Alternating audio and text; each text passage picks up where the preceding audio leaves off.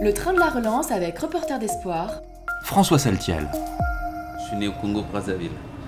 Et ce que ça vous apporte, c'est déjà la compréhension de l'autre, l'ouverture. On se rend compte que ce qu'on considère comme acquis, comme mode de fonctionnement établi, n'est pas celui de l'autre, mais en fait qui n'est pas moins bien. Et pour peu qu'on s'y attarde un peu, on apprend énormément. Donc en fait, ce que j'ai tiré de tous ces voyages, c'est les échanges. Tout ce que j'ai appris auprès des Chinois, des Indiens, des Américains, qui vous construisent en fait, qui vous alimentent.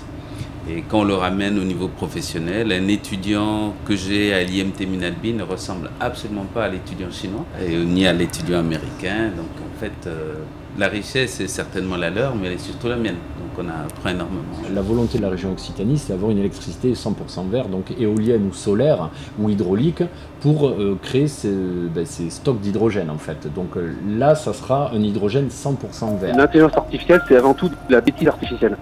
C'est-à-dire que c'est des systèmes qui sont programmés, qui savent faire un certain nombre de tâches, mais qui sont absolument pas polyvalents comme l'est un être humain. Et donc le robot va pouvoir se concentrer sur une tâche très particulière qu'il va faire très bien, mais tout ce qui est autour, il va être totalement incapable de le faire. Nos robots sont absolument pas là pour remplacer les humains, mais au contraire pour les aider. Comme Ange, en fait, on va dans tous les pays du monde à peu près maintenant.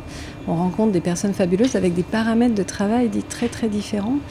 Ils ont tous la même passion, c'est améliorer leurs conditions de travail, améliorer la sécurité, améliorer beaucoup de choses qui font qu'on est heureux de vivre en fait en tant qu'humain. Alors on n'oublie jamais dans tout ça qu'on est juste des humains, un tout petit bout des habitants de la planète et qu'il faut respecter le reste. Le train de la relance avec Reporter d'espoir. François Saltiel.